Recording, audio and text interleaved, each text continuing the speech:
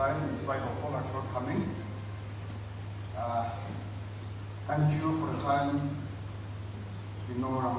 Honorable Mr. Chairman, Chairperson of today's program, most respected our Vice Chairman, our Atoki Monsieur, our Deputy Atoki Monsieur, our Lovibo,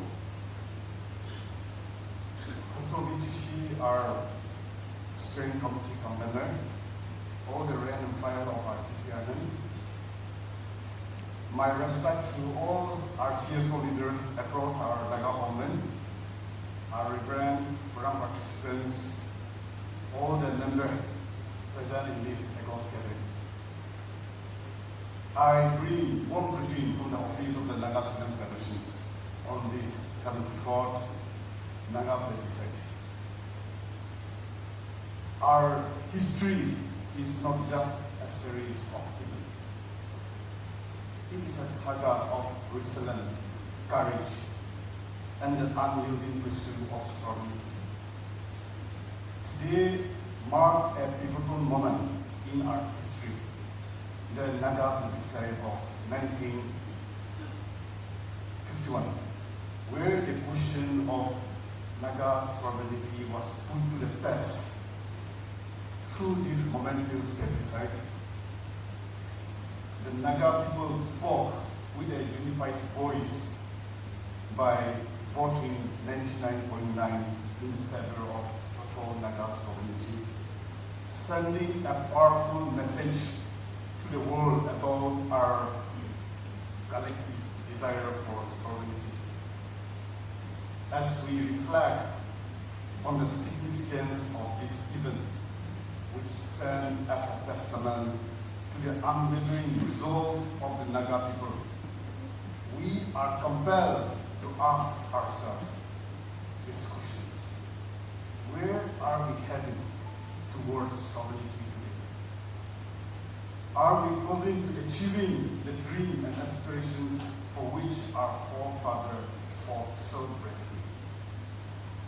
The Naga plebiscite of yesterday years symbolic our collective desire for the sovereignty. It was a momentous occasion that embodied the hope and aspiration of our people. Yet, as we stand here today, we find ourselves dribbling with internal division and external pressure that threaten to undermine our unity and dilute our purpose. Today, in solidarity, the Naga Student Federation advocate for the cause of transcend boundaries and speak to the assembly. It was established in 1946. Aliba indeed, the first NNC president, was made a part of the subcommittee. When this subcommittee met in Shillong over the issue of training India, Nagas refused to put down under any pressure and stoutly took this stand, not go along with the other princely steps and walk away with the comment, "My God, we the Nagas cannot sign our name to be under India. We do not agree with it and we resign." Not willing to let his name go down in the history as having let down the Nagas, Aliba Inti means no word, as he plainly told the subcommittee, "My God, I cannot return to my people as a traitor." Following the failure of the Shillong meeting of the subcommittee, the very next year, the subcommittee visited Kohima in May 1947 to pursue the Nagas to join the Indian Union. At this juncture, NNC became more assertive and stated that Nagas are willing to cooperate with India only under 10 years interim period with freedom to terminate any agreement entered with the government of India after 10 years. NSC was bold enough to make known the legitimate stand of the Naga, that they have their own constitution and they would never go down to the subscribe or surrender to the constitution of any country under any circumstances, come what may. It was under the heat of this movement that the government of India sent Sir Akbar Hyderabad, the governor of Assam, to Kohima on 27 June 1947 to meet the NNC leaders to resolve the deadlock. There was 3 days of heated consultation and finally agreement was reached, known as 9-point agreement or Hyderabad agreement. It was signed by moderate NNC leaders T. Aliba as NNC President and T. Sakri as NNC General Secretary and the government of India. However, hardliners and NNC leaders like Azatizo were never optimistic to the 9-point agreement and never believed that India will be sincere enough to implement it. Significantly, NNC was given the official recognition as the sole national political authority of the Naga. What has really built up the confidence of the Nagas was that after 10 years, the Nagas had the liberty to terminate the agreement. However, within few months after the agreement was signed, the Nagas were given a rude shock when the government of India denied that there was such provision in the agreement, told the Nagas to terminate the agreement after 10 years and establish for themselves a sovereign independent state, and threatened the NNC leaders that India would use force against the Nagas if they refused to join the Union of India. This ugly turn of development shattered the faith of the Nagas on the government of India. However, the NNC hardliners led by Elliot Fizu rushed to Delhi and made things very clear before the father of the nation, Mahatma Gandhi, that Nagas will declare independence on 14 August 1947, no matter what the opposition is from the government. True to his statesmanship, Mahatma Gandhi lent his ears very patiently to the narrative of the NNC leaders. He was true enough to tell the Naga delegates that Nagas have every right to be independent if they did not want to join the Union of the Indian Union.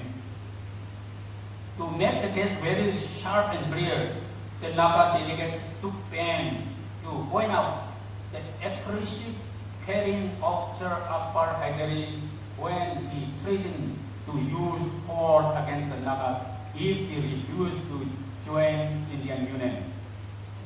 Mahatma Gandhi took strong exception to this and responded, "God, Sir Akbar Hyderabad is wrong. He cannot do that. I will come to the Naga hills. I will ask them to shoot me first before one Naga is shot." Going further, he open-heartedly stated, "Why wait until 14 August? Why not even declare your independence tomorrow?" Unfortunately, the ruling elites in the government of India were determined to use force to bring the Nagas into submission. Unfortunately, tragedy struck as Mahatma Gandhi was assassinated by one fanatic. But in his death, Nagas find inspiration in his path of non-violence and truth. The NNC leaders returned to Kohima, emboldened by the successful meeting with Mahatma Gandhi. and we wasted no time and declared Naga independence on 14 August 1947. The declaration was sent to the King of England, the Government of India, and to the Secretary General of the United Nations, in which it was explicitly mentioned that, I quote, Nagas will be independent and Nagas do not accept Indian sovereignty, and the right of the people must prevail regardless of size.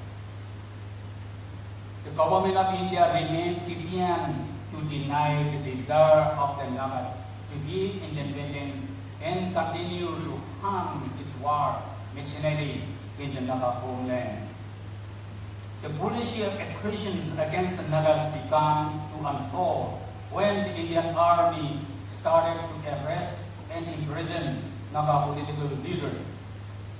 Even as a result, the president of NNC and others were thrown into prison in July 1948 while returning from Delhi after meeting Prime Minister of India, Jawaharlal Nehru.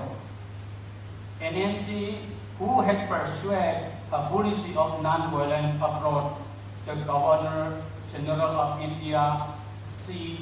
Rajagopalachari, on November 28, 1948, to reason out the Naga's political issue.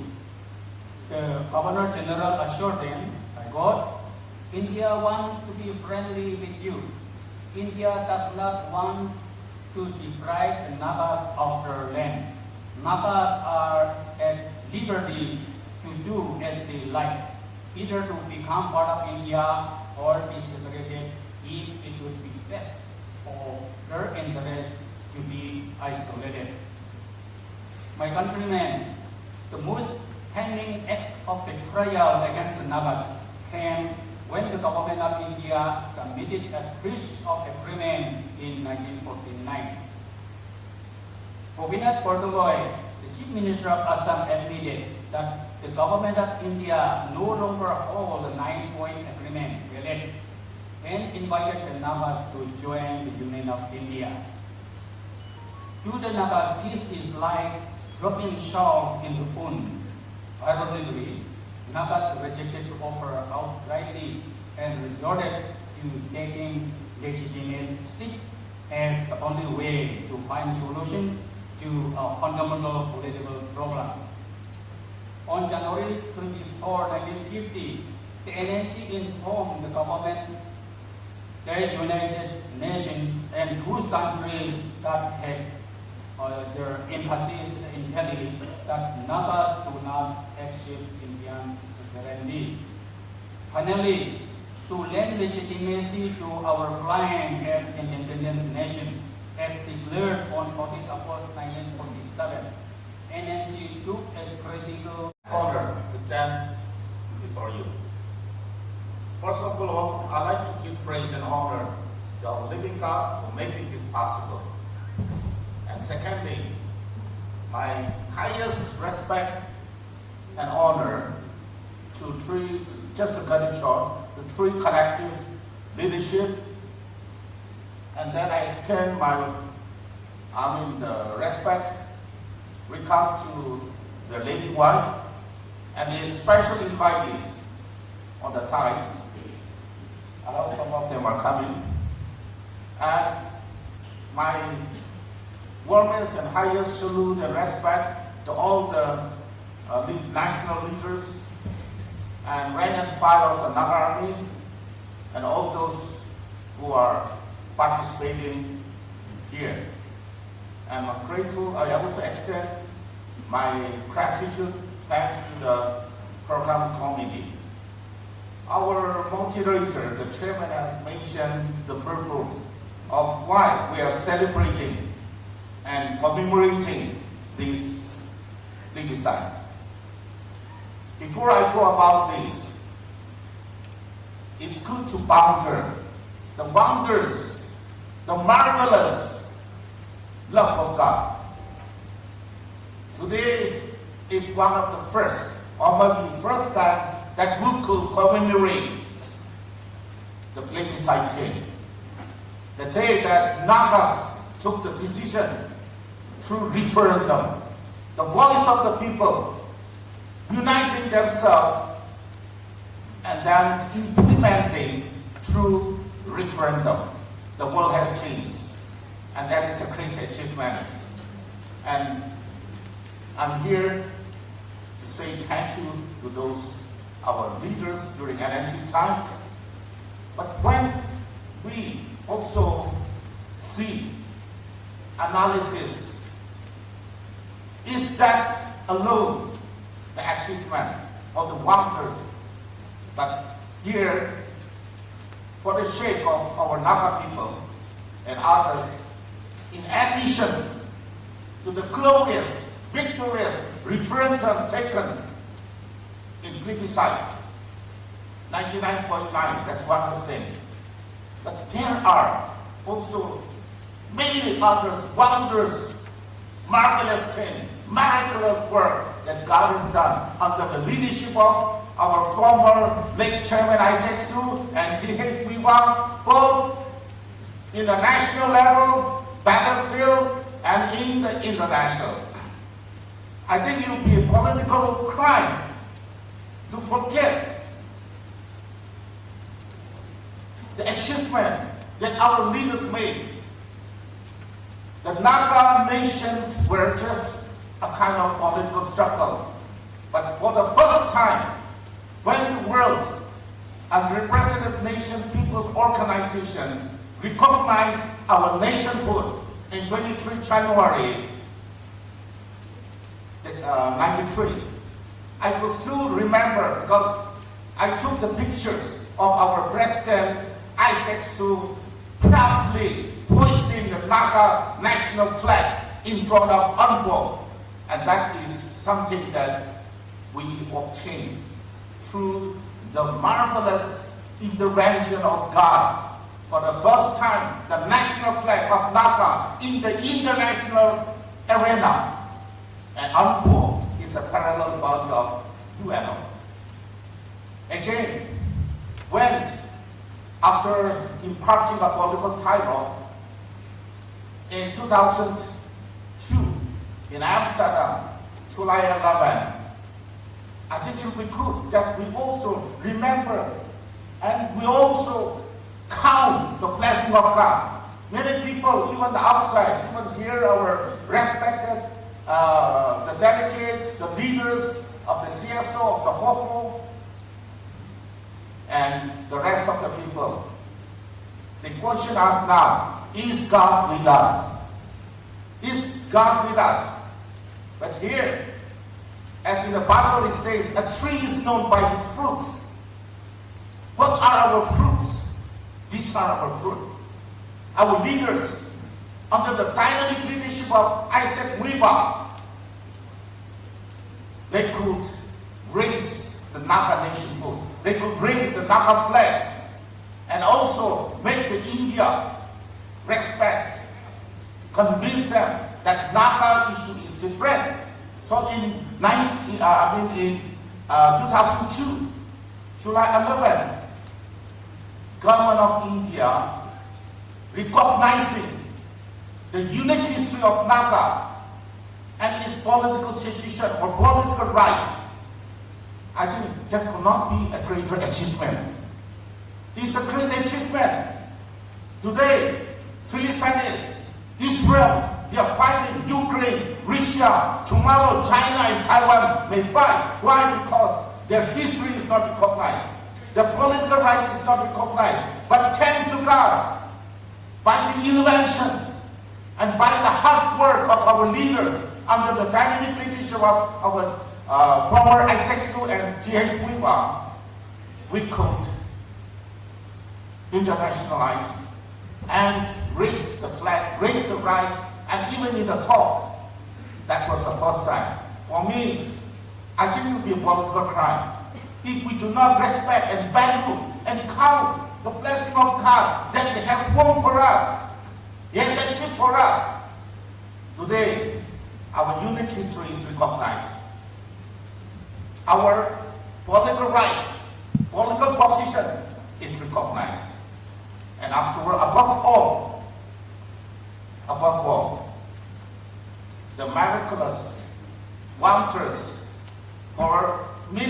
is a miracle, but of Naga, God was with us. It's evident. It's the testament that God is with us. And we can testify before the world that signing framework agreement in third August before all the world, before the media, is not a secret thing. And taking this opportunity